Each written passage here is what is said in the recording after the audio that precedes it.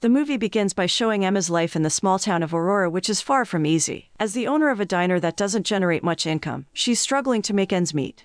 On top of that, Emma is responsible for taking care of her younger sister, Alice, since their parents passed away. Despite the challenges she faces, Emma is determined to keep her diner afloat and provide for her family. However, Emma's boyfriend, Todd, is not supportive of her aspirations. He disapproves of her desire to continue running the diner, and their relationship becomes strained as a result. When they can't reach a compromise, Emma decides to end the relationship. But Todd refuses to accept her decision. Feeling overwhelmed and alone, Emma confides in Alice about the breakup that night. As the film continues, we're introduced to another central character, Duncan, a prince from the Belmont Kingdom in Europe. Duncan is shown practicing his fencing skills with his butler, Geoffrey, but his mind is elsewhere. He's preoccupied with thoughts of his upcoming marriage to a noble princess named Isabel, which has been arranged by his parents, the King and Queen of Belmont. Duncan is not looking forward to the wedding, nor does he feel any love for Isabel. He feels trapped by the expectations placed upon him as a member of the royal family and wishes he could be free to make his own choices. At dinner, Duncan tells his parents that he doesn't want to marry Isabel. But his mother, Queen Ariana, insists that he must go through with the wedding, as the preparations are already underway. Unable to change Ariana's mind, Duncan decides to run away from home, seeking some time to clear his head and figure out what he truly wants in life. The next day, while having breakfast, Alice suggests to Emma that they buy a Christmas tree for the upcoming holiday. For the past 4 years, they have never celebrated Christmas with a tree, and Alice feels it's time to change that tradition. However, Emma rejects her idea, still unable to come to terms with the death of their parents. Their mother and father were killed in a car accident while returning home from buying a Christmas tree. The incident traumatized Emma to the point that she cannot bear to see a Christmas tree in their house. Elsewhere, Geoffrey finally discovers Duncan's disappearance and reports it to the king. At first, the monarch is unconcerned, assuming that Duncan simply needs some time to himself before his wedding. But as time passes and there is no sign of his son, the king begins to grow anxious. Determined to find his missing son, the king orders Geoffrey to scour the countryside and bring him back.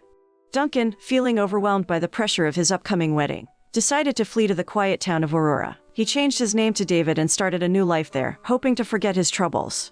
One day, while strolling through the town, Duncan stumbled upon Emma and Alice, who were busy selling flowers in preparation for Christmas. As soon as he laid eyes on Emma, he fell deeply in love with her. Not wanting to miss the chance to speak to her, he approached the two sisters and offered to buy their flowers.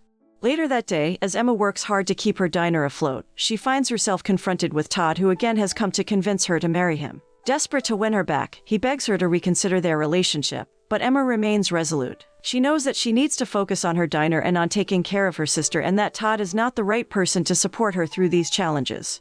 As Todd leaves, Duncan enters the diner looking for some lunch. However, he's more interested in getting to know Emma and introduces himself to her as David. Emma, who still doesn't know that Duncan is actually a prince, is friendly and offers to help him if he needs anything while he's in town. When Duncan asks for lodging recommendations, Emma suggests a few places that she thinks will be suitable for him.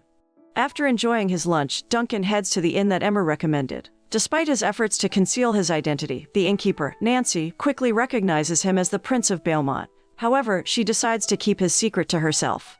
Later that day, Emma returns home to find 2 letters waiting for her. The first letter contains great news. Alice has been accepted into a top university, which fills Emma with happiness and pride. However, her excitement is dampened by the second letter, which is an overdue bill that she cannot afford to pay at the moment. As morning arrived, Nancy's curiosity got the better of her, and when Duncan came down from his room, she accidentally referred to him as Prince Duncan, which took him aback. However, Nancy quickly assured him that she had no intention of revealing his true identity to anyone, as she had promised to keep his secret.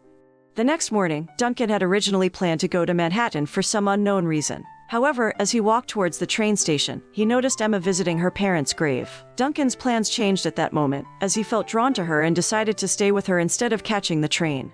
Duncan and Emma spent the day together, chatting and enjoying each other's company. They even went to a nearby restaurant for lunch, where they continued their conversation for a long time. Duncan was so engrossed in the conversation that he missed his train to Manhattan. Instead of going back to Nancy's place, he asked Emma if he could stay at her house for the night.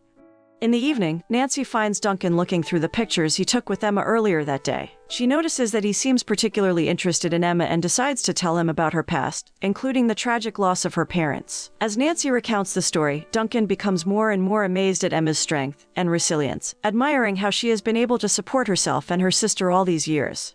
At the same time, Emma has decided that she will sell her diner. She realized that selling it might be the only option left for her. She had been struggling to make ends meet for a while, and with Alice's tuition and daily expenses to cover, selling the diner seemed like the only solution. It was a tough decision to make, but Emma knew that she had to do it for her and her sister's well-being.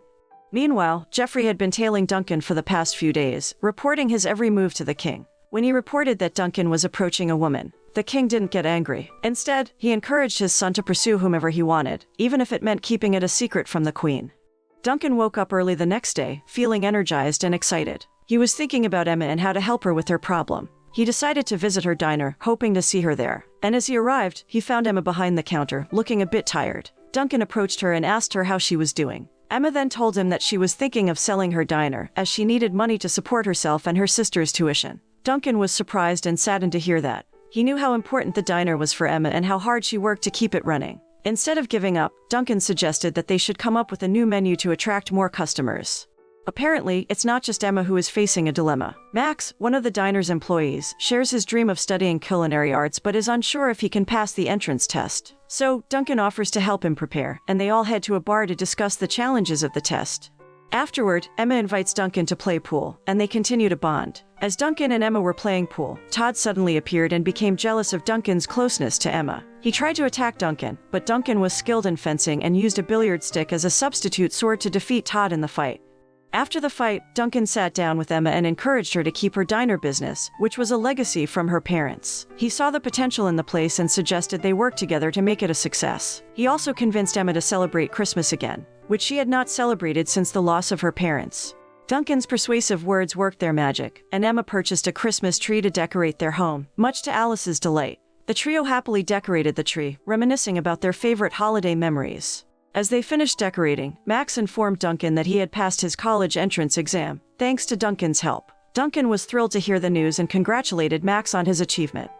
The next day, Duncan surprises Emma with a romantic date in a horse-drawn carriage. They enjoy a lovely dinner together with Max as their waiter and Alice playing beautiful music. Emma is overwhelmed by Duncan's romantic gestures and feels like she's in a fairy tale.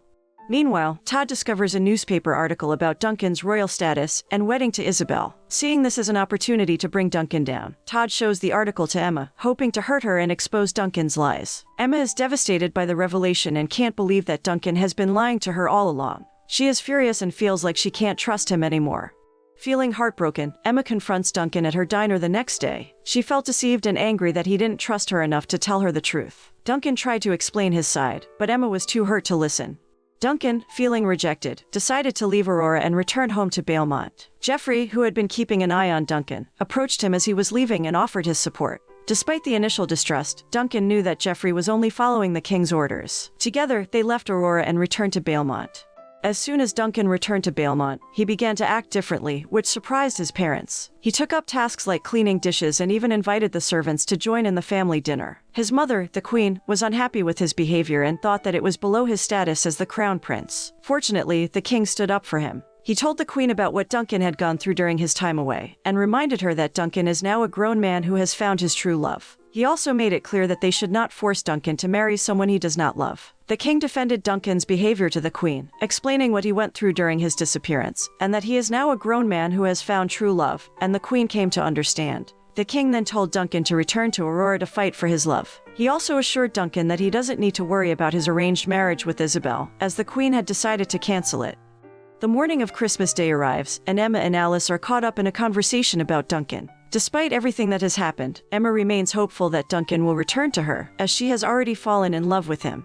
As the day goes on, the two sisters head to the train station to pick up a flower delivery. Little do they know that a grand surprise awaits them. As they wait, a train pulls into the station, and to Emma's disbelief, out steps Duncan dressed in royal attire. Overcome with emotion, he confesses his true feelings for her, and Emma is left with a beaming smile on her face as she accepts his love. And with this, the movie concludes, leaving viewers feeling warm and satisfied with a happy ending.